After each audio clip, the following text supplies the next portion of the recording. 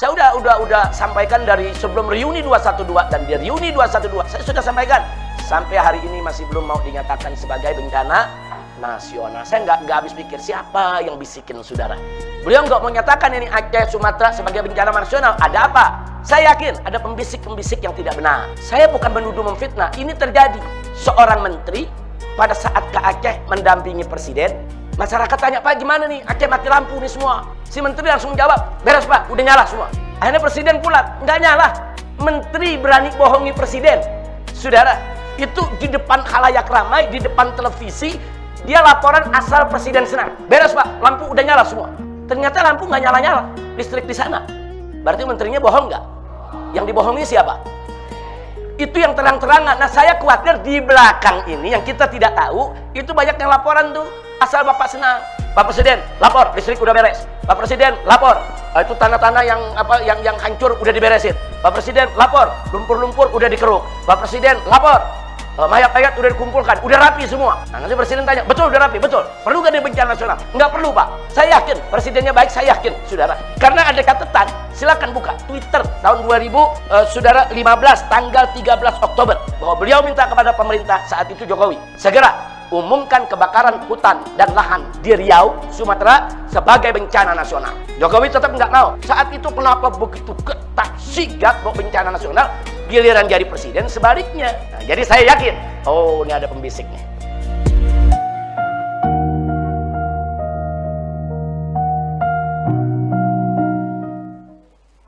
Allahumma anfa'na bima 'allamtana wa 'allimna ma yanfa'una.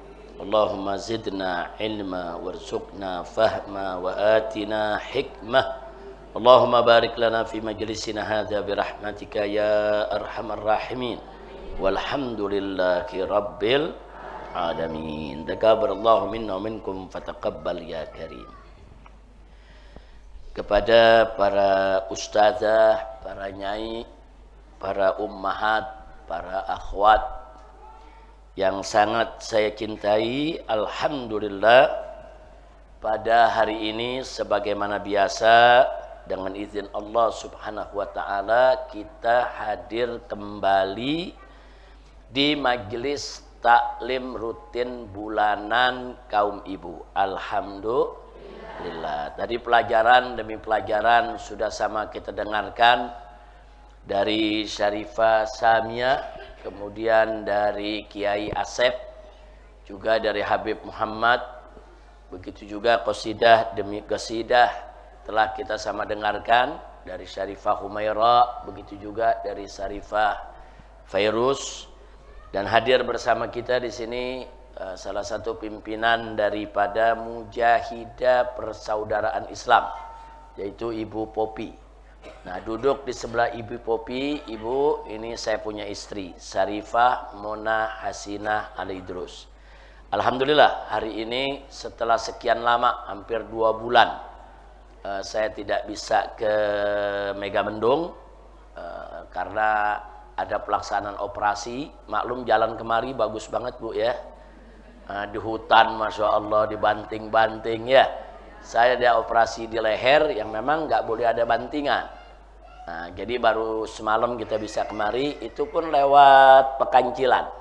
Nah, jadi nggak lewat hutan, kan di desa Desa Kuta, itu Babakan ya. Nah, Babakan Pekancilan kan jalannya bagus itu. Nah, dari situ ke pos 3, jadi kita bisa sampai di sini. Alhamdulillah. Mudah-mudahan selanjutnya secara rutin saya bisa mengisi kembali. Bukan hanya di kaum ibu, bukan Bu. Di kaum bapak pun saya udah lama nggak datang, nggak hadir. Nah, mudah-mudahan mulai hari ini kita bisa mengajar lagi, dan para santri-santri juga sudah 2 bulan saya tidak ngajar. Nah, mulai hari ini insya Allah kita rutin mengajar sebagaimana biasa, insya Allah. Dan di sini juga ada grup Hadroh Hamas. Nah, ini bukan Hamas Palestina Bu ya. Nah, maksudnya Hamas, Hadroh Markas Syariat. Nah, disingkatnya apa Bu? Hamas. Alhamdulillah. Mudah-mudahan semuanya diberkahi oleh Allah Subhanahu wa taala. Ibu-ibu juga semua yang hadir di sini beserta anak-anaknya, semoga senantiasa dijaga oleh Allah, disehatkan, dimudahkan segala urusannya, dibahagiakan dari dunia hingga akhirat. Amin ya rabbal alamin. Nah, ibu-ibu yang saya cintai, kita tahu belakangan ini banyak terjadi bencana di kita punya negeri.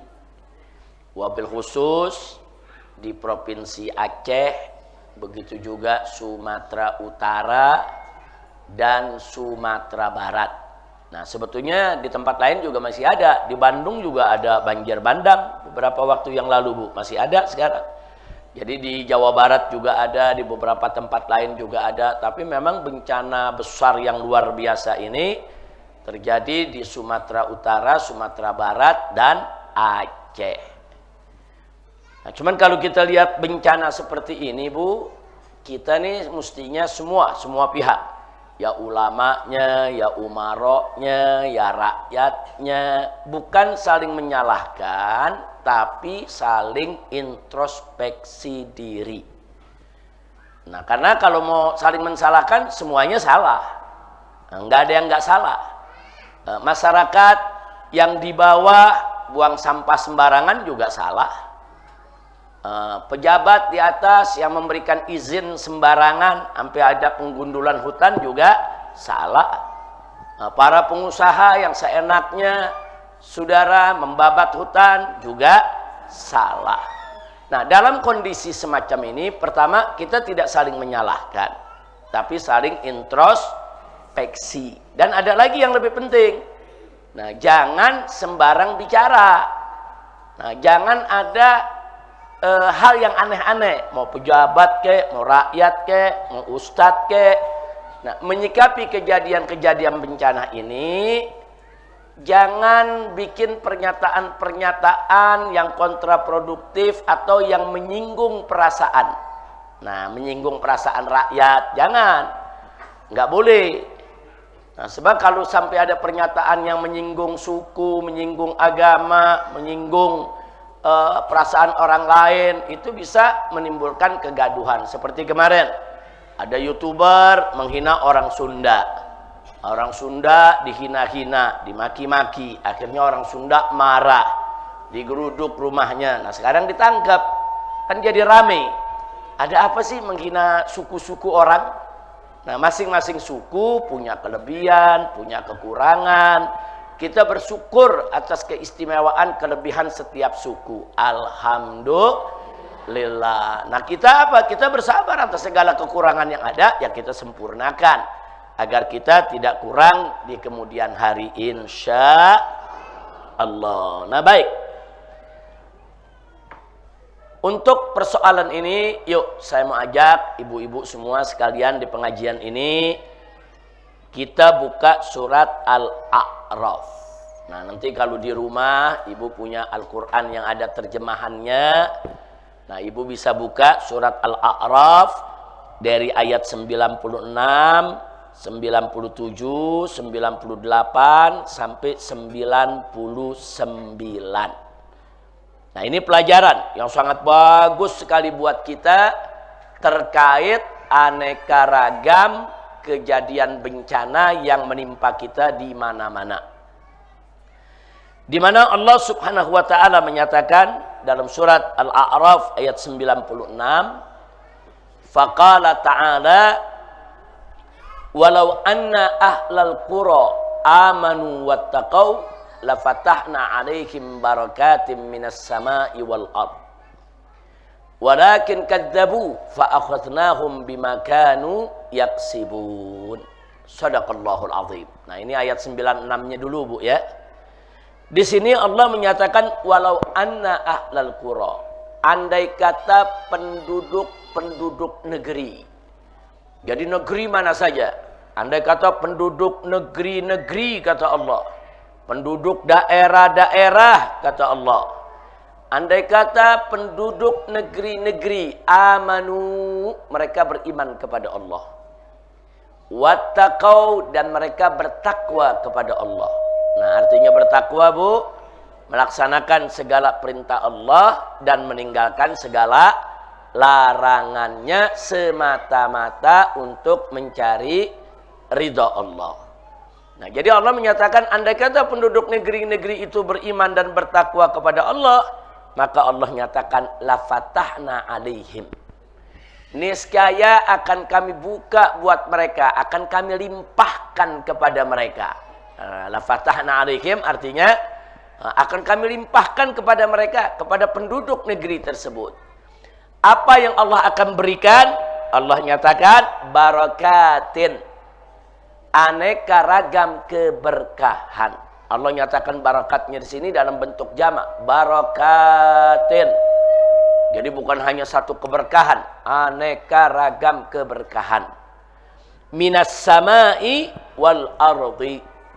Keberkahan yang Allah turunkan dari langit, saudara, keberkahan yang Allah turunkan dari langit atau yang Allah keluarkan dari bumi.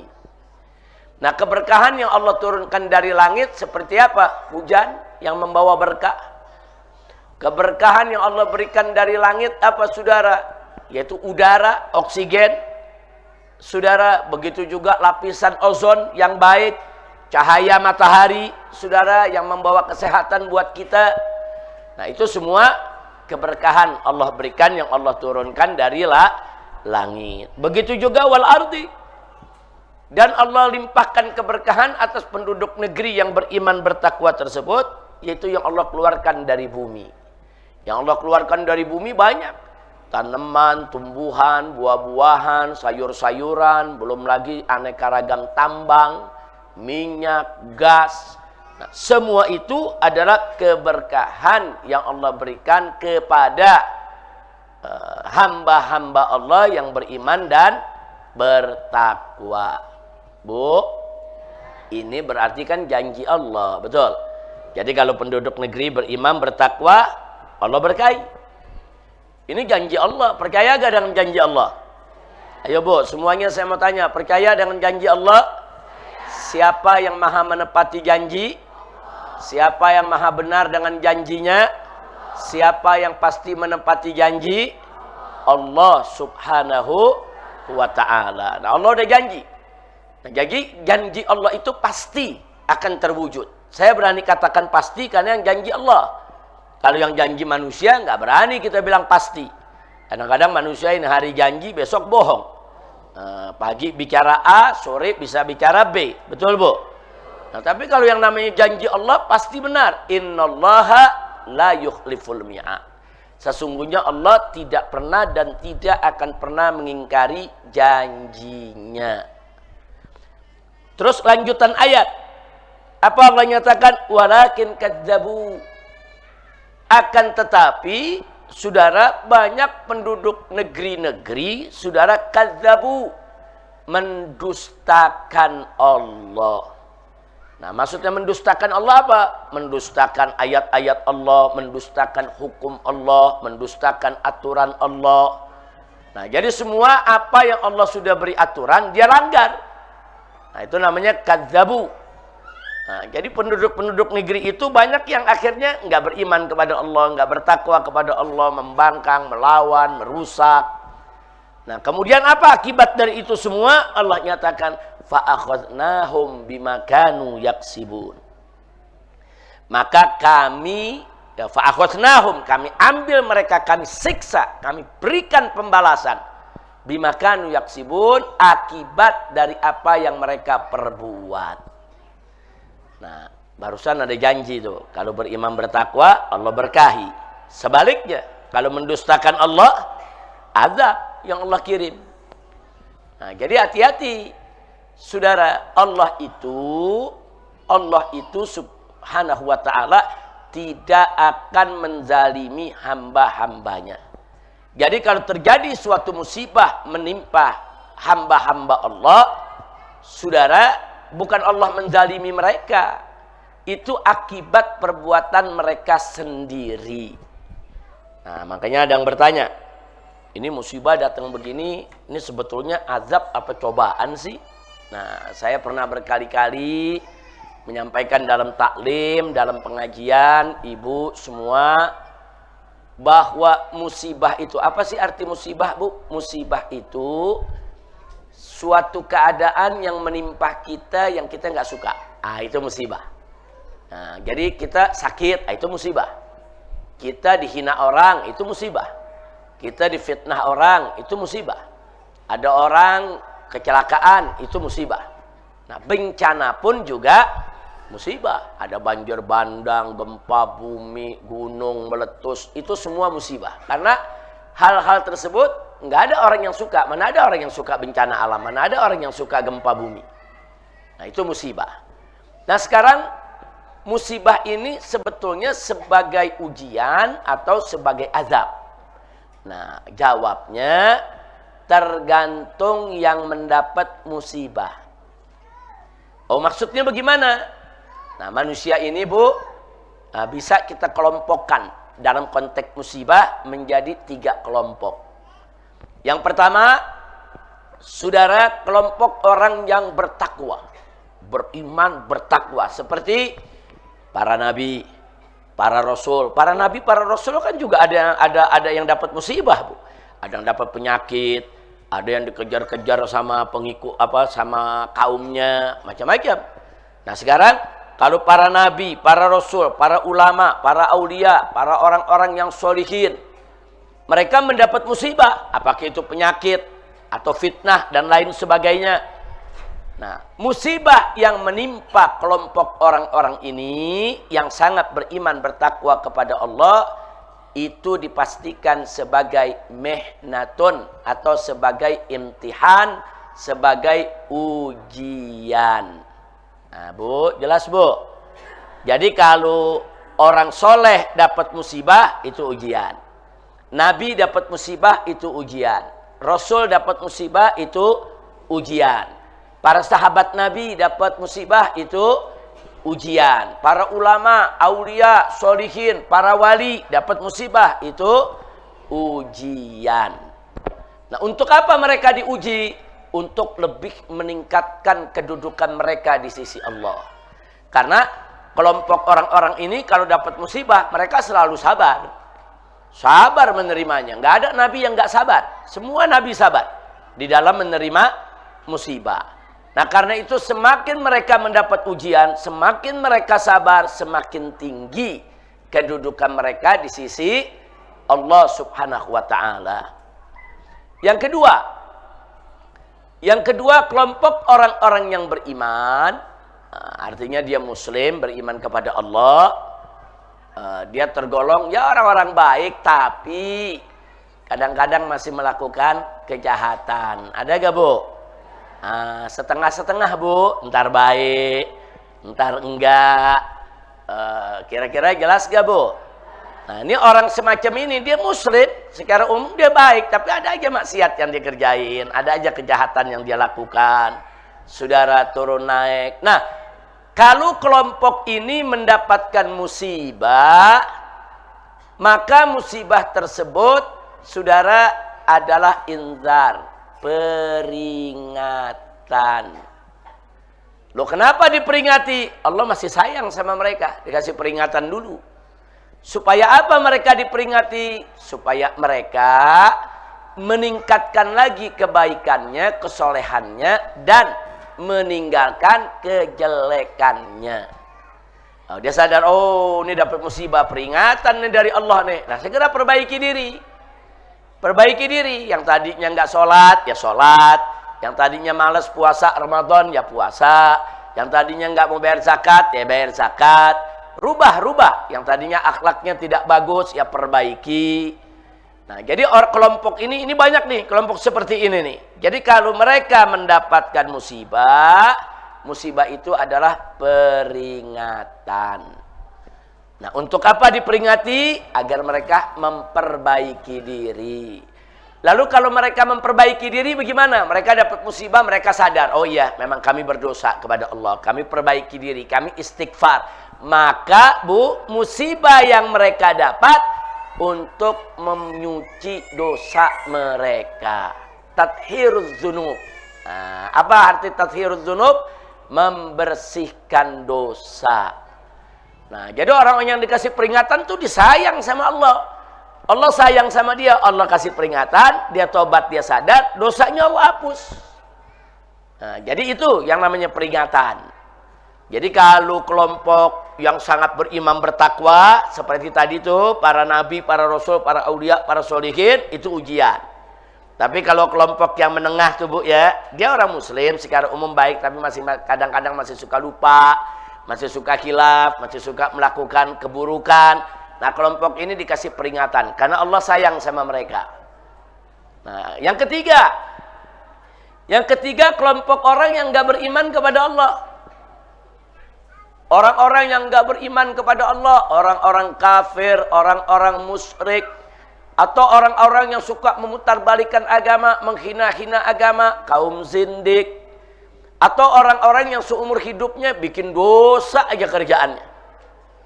Jadi nggak pernah sholat, ngakunya Islam, KTP-nya Islam, sholat nggak pernah, puasa Ramadan nggak pernah, yang haram dia kerjain, dia berzina, dia menenggak minuman keras, dia berjudi, dia mencuri, dia membunuh, dia menyakiti orang. Udah, pokoknya hidupnya udah betul-betul penuh dengan kemaksiatan.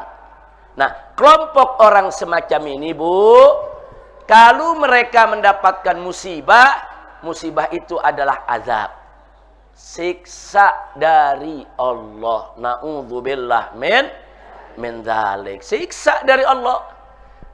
Nah, kadang-kadang ada yang dalam siksa tersebut ya mati dalam su'ul khatimah, mati dalam keadaan jelek. Tapi ada juga enggak mati, Allah masih kasih kesempatan untuk taubat. Ada, Allah kasih kesempatan untuk taubat. Ayo, ini Allah udah kasih azab nih, taubat gak dia? Nah, kalau dia bertaubat kembali, saudara, niscaya Allah pasti akan menerima taubat hambanya. Insya Allah. Kira-kira jelas gak Bu? Jadi kalau ada musibah nih terjadi, kita jangan langsung bilang, ini pasti bencana nih, pasti azab. Belum tentu. Nah, jadi jangan nuding, wah ini bencana di Aceh, azab nih, orang Aceh nih jahat-jahat. Wah di Sumatera nih azab nih, orang Sumatera nih ahli maksiat. Nggak boleh. Nggak boleh. Kita nggak boleh begitu. Sebab orang Aceh yang baik banyak. Yang soleh banyak. Orang Sumatera juga, wah yang baik, yang ibadah Bu, banyak. Nah, kalaupun ada yang maksiat, ya semua suku juga ada yang maksiat. Betul Bu? Betul, Arab yang jahat ada, Cina yang jahat ada.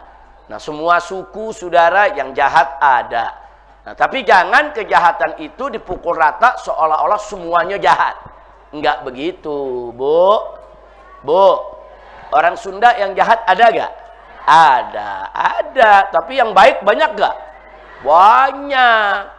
Nah, jadi kalau terjadi musibah nih, dikatakan di satu daerah Sunda, jangan langsung kita tuduh. Wah, ini daerah jahat nih, daerah penuh maksiat. Belum tentu. Nah, belum tentu. Bisa jadi itu daerah beriman kepada Allah, baik. Cuman Allah mau uji mereka. Atau bisa jadi juga secara umum dia baik, tapi ada satu dua yang masih suka maksiat dan suka didiemin. Nggak ada yang berani cegah. Nah, akhirnya itu bencana jadi peringatan. Kecuali kalau satu daerah emang penzina semua. Perempuannya semua penzina. Lelakinya semua pemabuk, penjudi. Udah nggak ada kebaikan di daerah tersebut. Atau satu daerah, satu kampung semuanya LGBT. Nah, kemudian Allah tenggelamkan itu kampung, yaitu azab. Itu namanya azab. Seperti azab yang pernah menimpa umat Nabi Lut. Nah, bagaimana itu azab itu. Makanya nabinya Allah selamatin dulu. Nabinya Allah selamatin, orang baik Allah selamatin, yang jahat tadi Allah azab. Atau umat Nabi Nuh alaihissalam. Nah, udah berkali-kali diajak untuk beriman kepada Allah, nggak mau. Saudara, akhirnya Allah perintahkan Nabi Nuh bikin perahu yang besar. Nah, kenapa bikin perahu yang besar? Karena kan Allah Maha tahu, Allah mau kirim azab air bah. Allah mau kirim azab, mau kirim air bah. Nah, akhirnya Nabi Nuh dan umatnya yang beriman, termasuk keluarganya yang beriman, saudara, nah itu semua Allah selamatkan. Kecuali yang gak beriman, seperti putra Nabi Nuh. Putra Nabi Nuh gak beriman. Ada satu putra Nabi Nuh menolak, malah nantang. Akhirnya ikut, yaitu terkena air bah. Nah, jadi kalau kejadian musibah, datang itu bencana. Bagi Nabi Nuh, ujian. Bagi kaumnya yang menolak, azab. Kira-kira jelas Bu? Nah, jadi sekarang ada bencana di Aceh. Di Aceh banyak gak? Ada gak orang yang soleh? Ada. Kalau mereka kena ujian. Nah, di Aceh ada gak orang yang ya kadang baik, kadang juga nggak baik? Ada. Berarti peringatan. Di Aceh ada gak oknum yang jahat? Ada. Kena musibah. Berarti azab. Na'udzubillah min dzalik. Nah, jadi kita nilai diri sendiri aja lah, jangan nilai orang. Nah, kalau kita kena musibah nih, oh kita sakit nggak baik-baik, sakit ke dokter nggak sembuh-sembuh, sakit udah periksa ke sono kemari nggak ketahuan penyakitnya apa, wah ini musibah dari Allah. Kenapa ya? Oh selama ini saya nggak pernah sholat, nggak pernah puasa, wah lagi diazab. Untung masih panjang umur, udahlah saya mau tobat, saya mau kembali, saya mau dekat dengan Allah. Nah itu bagus yang begitu, saudara, karena yang namanya manusia itu, saudara, itu khata'un. Semua manusia itu bersalah kecuali para nabi, Bu ya. Semua manusia bersalah. Wa khairu khata'in, dan sebaik-baiknya orang yang bersalah at-tawwabun, orang-orang yang bertaubat. Nah, kira-kira sampai sini jelas, Ibu? Jelas. Baik, kita kembali kepada ayat tadi. Jadi dalam ayat surat Al-A'raf ayat 96, saudara, kalau penduduk suatu negeri beriman bertakwa, pasti Allah berkahi. Berkah sawahnya, berkah kebunnya, berkah keamanannya, berkah politiknya, berkah keamanannya, berkah keluarganya, berkah langitnya, berkah buminya, berkah gunungnya, berkah sungainya, berkah semuanya. Ini Allah punya janji. Nah, makanya kalau kita yang ada di Megamendung, apalagi ini kita di bawah gunung nih, Bu ya. Ada gunung Pangrango, ada gunung apa namanya Gede. Nah, ini gunung-gunung gede itu masih aktif itu, Bu. Itu dulu gunung gede itu sekitar 50-60 tahun sekali suka meletus. Nah, suka meletus. Nah, sekarang kita minta kepada Allah supaya gunung-gunung yang ada di sekitar kita ini menjadi gunung-gunung yang damai dengan kita. Enggak menjadi gunung yang batuk, muntah, marah, yang akhirnya merusak daripada kehidupan kita.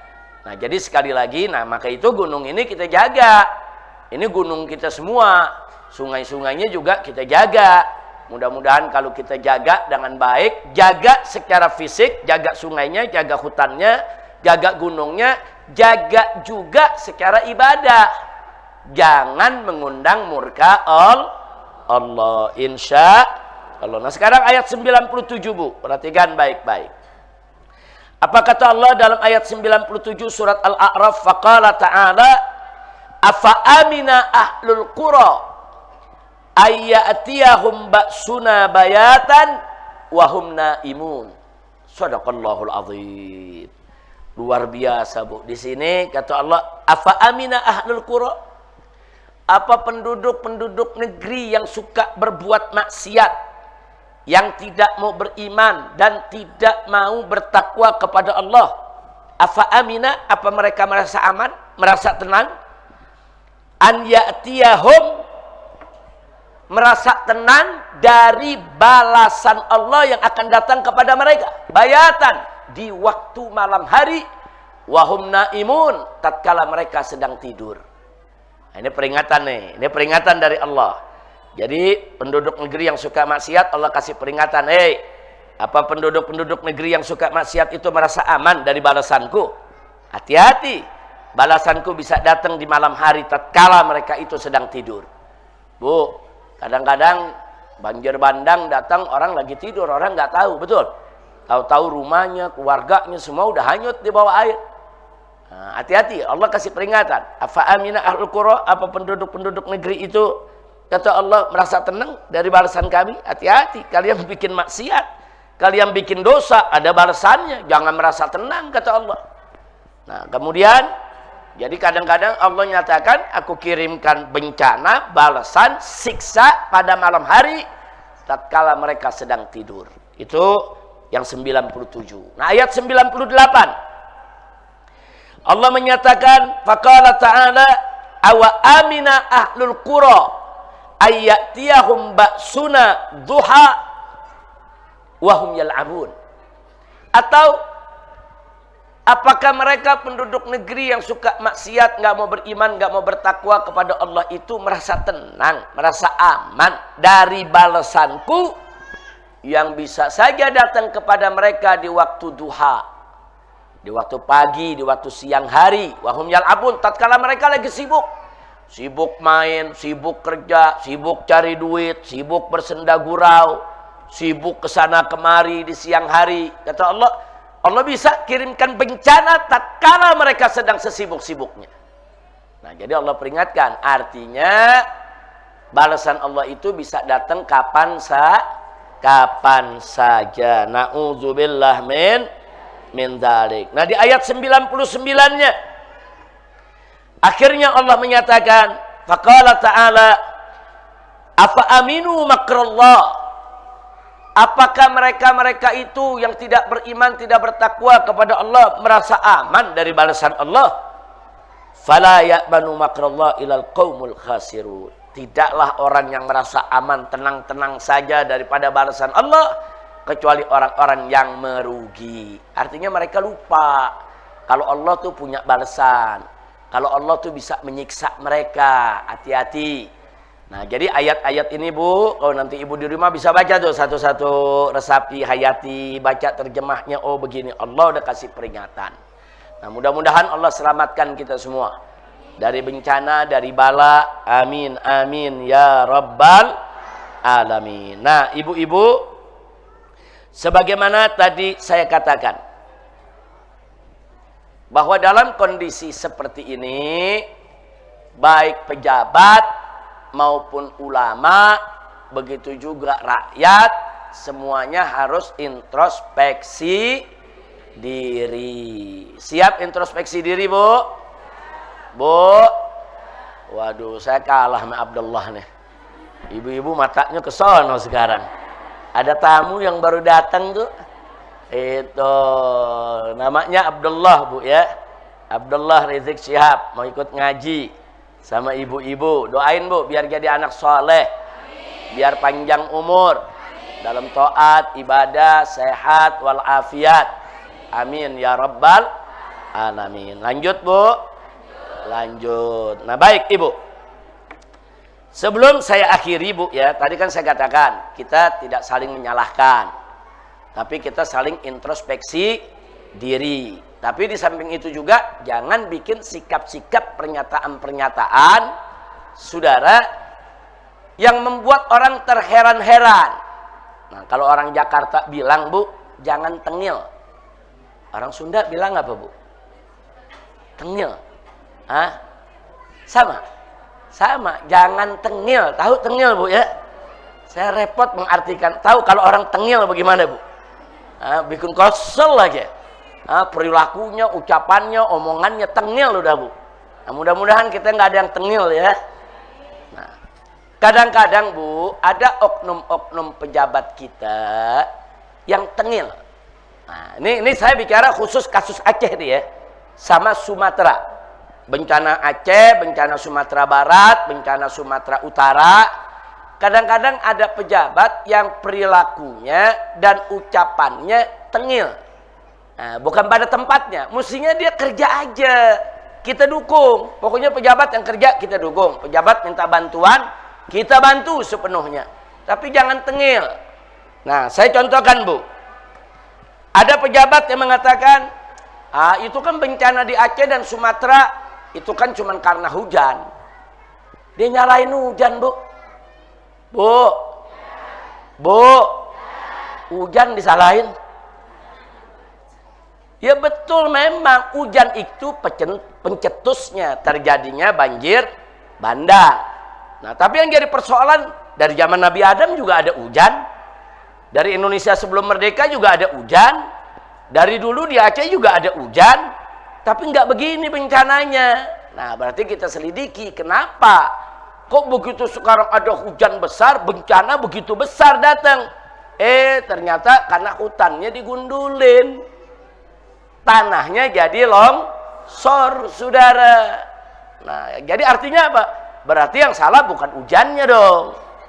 Nah, hujan itu Allah turunkan untuk menghidupkan bumi. Dan sebagian air itu Allah turunkan untuk disimpan di dalam bumi.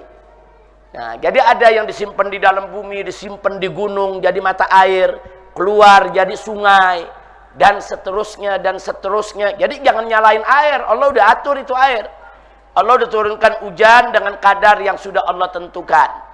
Ini air sekian untuk membasahi bumi, air sekian untuk disimpan di dalam bumi, air sekian untuk disimpan di gunung, air sekian untuk dialirkan di sungai. Nah, ini jangan dirusak. Kalau ini dirusak, ya yang terjadi air bah. Nah, kira-kira jelas Bu, nggak Bu? Jadi yang salah hujannya apa orangnya? Manusianya, bukan hujannya. Kok nyalain hujan? Lah kan ini pejabat kan berpendidikan tinggi, yang ngomong jangan sembarangan. Paham Bu? Ini sekedar nasihat, bukan mau nyalain Bu, tapi kalimat begini nih nggak boleh. Nanti akhirnya orang Aceh marah, orang Sumatera marah. Ini kok jadi pejabat tengil ya? Pernyataannya nggak ilmiah, pernyataannya nggak profesional. Nah, ini pernyataannya kayak anak kecil. Anak kecil begitu, kenapa banjir? Karena hujan. Kenapa kenyang? Karena makan. Kenapa lapar? Belum makan. Nah, jadi sepintas-sepintas nyari sebabnya begitu aja Bu. Kenapa rakyat kelaparan? Ya karena nggak makan. Enak aja gitu jawab, tunggu dulu. Kenapa rakyat nggak makan? Oh karena nggak ada kerjaan. Oh karena di rumahnya nggak ada beras. Kenapa nggak ada beras? Karena ngelamar kerja nggak dapat. Kenapa ngelamar kerja nggak dapat? Karena nggak ada lapangan kerja. Kenapa lapangan kerja nggak ada? Siapa tuh yang bertanggung jawab menyiapkan lapangan kerja? Bu, nah, jangan ntar orang lapar yang disalahin beras. Nah, jadi banjir jangan nyalain hujan, lapar jangan nyalain beras. Kira-kira jelas gak Bu? Baik, saya tambahin lagi. Ada lagi Bu, oknum pejabat yang mengatakan, nah itu kan bencana itu ulah wisatawan. Lah kok wisatawan yang disalahin? Bu, tahu wisatawan? Turis-turis yang jalan-jalan, ada wisatawan dari dalam negeri, ada wisatawan dari luar negeri. Orang lagi liburan jalan-jalan ke gunung, orang lagi liburan jalan-jalan ke laut, wisatawan. Nah, selama ini kan pemerintah kan menggalakkan wisatawan harus banyak datang ke Indonesia. Semakin wisatawan banyak, semakin bergerak ekonomi Indonesia. Kan begitu Bu? Pemerintah mendukung adanya wisatawan yang datang kemari. Tahu-tahu ada oknum pejabat, saudara, yang menyalahkan ini bencana gara-gara wisatawan. Ya kalau bencana gara-gara wisatawan, ya jangan undang lagi wisatawannya. Tutup aja semua pariwisata. Kira-kira jelas gak Bu? Bu? Nah, jelas Bu ya? Jadi bukan karena wisatawan. Kalau memang ada wisatawan yang nakal, yang suka numpuk sampah, yang suka mengganggu kelestarian hutan, ya tangkep aja. Nah, begitu. Jadi jangan wisatawannya yang disalahin. Baik, ada lagi Bu, 3 Bu. Ada pejabat yang bilang apa? Itu kan bencana Aceh sama Sumatera itu hebohnya cuma di medsos aja. Innalillahi wa inna ilaihi raji'un. Dia belum turun ke Aceh, belum turun ke lapangan, udah ngomong, ini cuma ribut di medsos doang. Nggak boleh. Kalau orang biasa ngomong begitu nggak apa-apa Bu. Tapi kalau pejabat nggak boleh. Apalagi pejabat tersebut bidangnya menanggulangi bencana. Dia mesti turun, lihat. Nah, begitu kalau dia lihat, dia keliling, oh nggak ada apa-apa. Itu hoax, cuma di medsos. Boleh dia bilang heboh di medsos. Tapi kalau dia turun, ternyata ini bencana luar biasa, baru bikin pernyataan. Kira-kira jelas gak Bu? Saya tanya, yang begitu tengil gak? Tengil. Habis ngomong begitu, dihujat oleh masyarakat, diprotes, baru dia turun. Begitu turun dia kaget, iya ternyata benar musibahnya besar. Inna lillahi wa inna ilaihi raji'un. Ada lagi Bu, ada lagi pejabat yang menyepelekan bantuan. Malaysia ikut turun bawa bantuan. Si pejabat bilang, bantuannya nggak seberapa. Ada apa ini negeri? Orang kalau dibantu biar sedikit terima kasih. Relawan-relawan dari ormas-ormas banyak yang turun. Ada Ormas Nahdlatul Ulama, ada Ormas Muhammadiyah, ada Ormas FPI, ada Ormas Hidayatullah. Rame-rame turun nih bawa bantuan. Memang bantuan Ormas nggak seberapa. Ormas duitnya dari mana sih? Tapi paling tidak mereka punya relawan. Ada yang kirim 20 orang, ada yang kirim 50 orang, ada yang kirim bantuan 10 ton, ada yang kirim 20 ton. Saudara bantuannya. Terima kasih aja sama rakyat. Betul, Bu? Orang kalau ngebantu boleh dihina, boleh direndahkan, nggak boleh. Apalagi luar negeri yang membantu, malu. Masa orang Malaysia datang membantu Aceh, dia bawa bantuan, dia datang saudara, tahu-tahu ada pejabat yang ngomong, bantuannya nggak seberapa. Nggak boleh, nggak boleh. Ini kita bukan nyalain, Bu, ya, nasehatin. Malu, akhirnya orang-orang Malaysia marah, akhirnya orang-orang Malaysia ribut di medsos. Saudara, akhirnya kita dihina, dibilang Indonesia bangsa nggak terima kasih lah, bangsa nggak tahu diri lah. Nah, kenapa? Karena yang bicara pejabat. Kalau bukan pejabat yang bicara, Malaysia nggak marah. Oh, ada masyarakat biasa, Malaysia bantunya dikit, nggak marah mereka. Ini yang bicara pejabat tinggi, nggak boleh, ada etika. Nah, Bu, jelas, Bu, jelas, Bu, ya. Nah, kemudian lagi ada yang menarik, ada lagi pejabat luar negeri mau bantu. Saudara, udah nelfon, udah nyuratin, udah menghubungi. Tapi pejabat kita dengan angka menjabat, kami masih mampu, kami tidak butuh bantuan. Ini apa ceritanya? Ya kalau betul-betul mampu nggak ada masalah. Ya sampai hari ini buktinya belum beres. Ini sampai hari ini kan udah hampir berapa nih? Setengah bulan. Ya, belum beres sampai sekarang. Jadi jangan sombong. Kalau ada orang mau bantu, jangan gengsi, Bu. Kalau mau dibantu, jangan gengsi, jangan. Kalau ngutang banyak, gengsi, boleh tuh. Saya nggak mau ngutang, saya masih mampu. Nah, itu cakep, Bu. Ini ngutang doyan, dibantu sombong, kacau gak? Udah kacau, udah. Ada negara luar mau bantu, terima, silakan bantu, tapi kasih aturan. Boleh ya masuk ya, tapi jangan macam-macam. Kerjanya betul-betul bantu, nggak boleh begini, nggak boleh begini. Karena ada regulasinya, ada aturannya. Jangan nanti kamu membawa bantuan tapi bikin hal-hal yang nggak bagus buat Indonesia. Bikin aturan, jangan ditolak bantuan. Kira-kira jelas gak, Bu? Jelas gak, Bu? Ada lagi pejabat yang ngomong, saudara, dia bilang kita nikmati aja naik Hercules. Anggap tamasya jalan-jalan bisa foto-foto. Apa lagi? Orang lagi menanganin bencana yang dipikirin tamasya foto-foto di tempat bencana. Nah, jadi sekali lagi nggak pantas orang datang ke Aceh, Bu, ya. Tujuannya buat foto-foto, buat lihat bencana, foto sambil senyum. Nggak pantas. Bukan nggak boleh foto-foto. Yang mau foto-foto aja sendiri, nggak usah terlalu diekspos. Apalagi yang ngomong pejabat. Nah, ini apa ceritanya pejabat kok ngomong enak foto-foto, enak naik Hercules, dianggap tamasya, dianggap jalan-jalan. Ini model begini kacau gak, Bu? Sekali lagi, kita bukan mau menyalahkan, bukan mau kasih nasihat, jangan. Ini orang lagi banyak yang susah, banyak yang kelaparan. Paham, Bu? Baik. Nah, saya mau kasih informasi kepada Bapak Ibu semua. Sekarang banyak pihak. Saya waktu di reuni 212 kemarin ini, Bu, di Monas, saya sudah minta kepada pemerintah segera nyatakan bencana Aceh dan Sumatera sebagai bencana nasional. Maksudnya kenapa, Bu, bencana nasional? Kalau bencana nasional, Bu, ya, nanti semua akan fokus, serius. Nanti juga pengalokasian dananya juga besar-besaran. Dan nanti bantuan luar negeri akan datang juga besar-besaran. Sehingga penanganannya bisa cepat. Nah, ini dulu terjadi pada saat tsunami.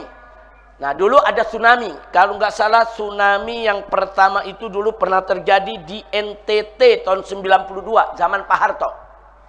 Begitu terjadi tsunami di Nusa Tenggara Timur, Pak Harto langsung umumkan bencana nasional. Semua elemen bantu, ormas bantu, luar negeri bantu. Sebentar selesai. Enggak, Pak Harto enggak malu ngumumin itu bencana nasional. Nah, begitu juga pada tahun 2004 terjadi tsunami di Aceh, Bu.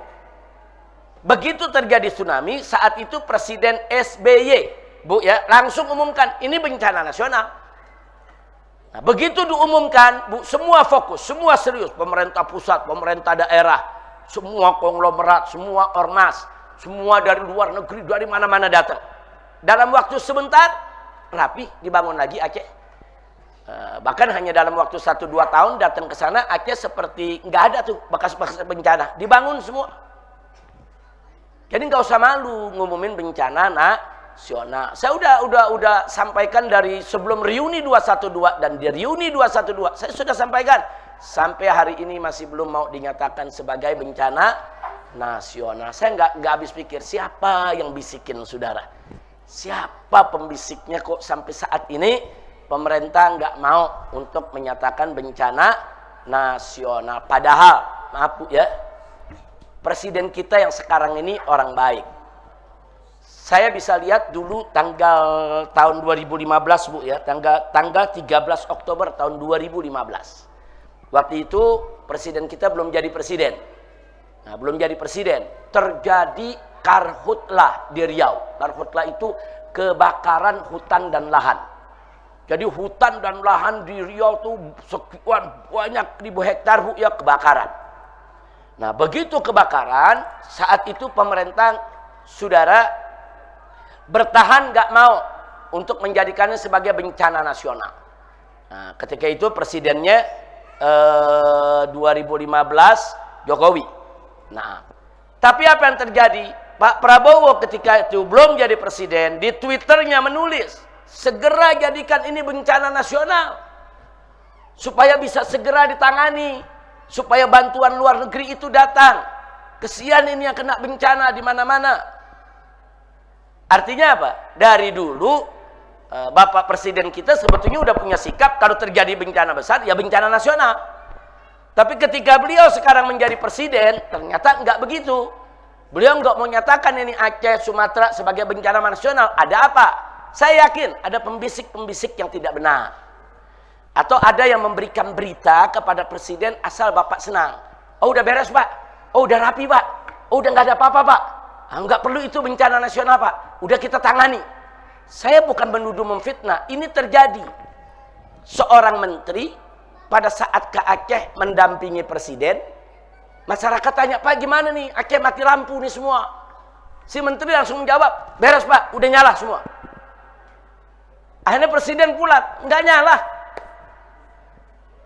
Menteri berani bohongi presiden.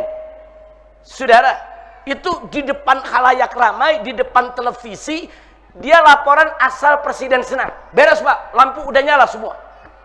Ternyata lampu nggak nyala-nyala, listrik di sana. Berarti menterinya bohong nggak? Yang dibohongi siapa? Itu yang terang-terangan. Nah, saya khawatir di belakang ini yang kita tidak tahu, itu banyak yang laporan tuh asal Bapak senang. Pak Presiden, lapor, listrik udah beres. Pak Presiden, lapor, itu tanah-tanah yang hancur udah diberesin. Pak Presiden, lapor, lumpur-lumpur udah dikeruk. Pak Presiden, lapor, mayat-mayat udah dikumpulkan, udah rapi semua. Nah, nanti Presiden tanya, betul udah rapi, betul. Perlu gak dia bencana nasional? Enggak perlu Pak. Nah, ini berat kalau punya bawahan melapornya yang enak-enak saja. Saya yakin presidennya baik, saya yakin saudara. Karena ada catatan, silakan buka Twitter tahun 2000 saudara 15 tanggal 13 Oktober. Bapak Presiden kita punya Twitter pribadi. Beliau yang tulis di Twitter tersebut, saudara, bahwa beliau minta kepada pemerintah saat itu Jokowi segera umumkan kebakaran hutan dan lahan di Riau, Sumatera sebagai bencana nasional. Jokowi tetap nggak mau. Oh, beliau tetap keras di mana-mana pidato. Minta itu bencana nasional. Bahkan partai beliau, yaitu Partai Gerindra ya, partai beliau, Partai Gerindra itu ikut dukung presiden. Ini harus ikut dukung Prabowo saat itu, belum jadi presiden. Harus bencana nasional. Nah, saat itu kenapa begitu getak sigap bencana nasional? Giliran jadi presiden sebaliknya. Nah, jadi saya yakin, oh ini ada pembisik nih. Ini ada yang beri laporan nggak bener nih. Lampu masih mati, dibilang udah nyala. saudara, nanti mayat masih banyak yang mesti dicari, dibilang udah rapi. Nah, yang seperti ini bahaya. Bahkan kemarin kan laporannya sedih betul. Presiden belum datang, kemah-kemah nggak didiriin. Udah setengah bulan. Begitu presiden mau datang, buru-buru tenda-tenda didiriin. Ini macam apa? Nggak boleh seperti ini. Ya mudah-mudahan lah apa yang kita sampaikan ini bisa didengar presiden. Dan saya bangga, presiden sudah berapa? 3 kali, 4 kali langsung turun ke Aceh, turun ke Sumatera Barat. Bagus, presiden langsung turun, bagus. Jangan dengar lagi tuh dari laporan-laporan yang nggak benar. Dan kalau turun itu hati-hati Pak. Kalau orang di daerah nanti nggak bawa Bapak ke tempat-tempat yang mesti Bapak lihat.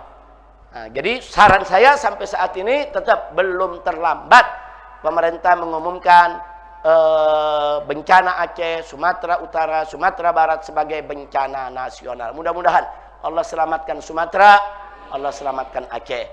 Nah, khusus dari FPI Bu ya, kemarin ini kita sudah memberangkatkan 25 orang relawan. Dan posko-posko FPI di seluruh Aceh, di seluruh Sumatera Utara, di seluruh Sumatera Barat. Dari hari pertama terjadi bencana, kita sudah mendirikan dapur-dapur umum.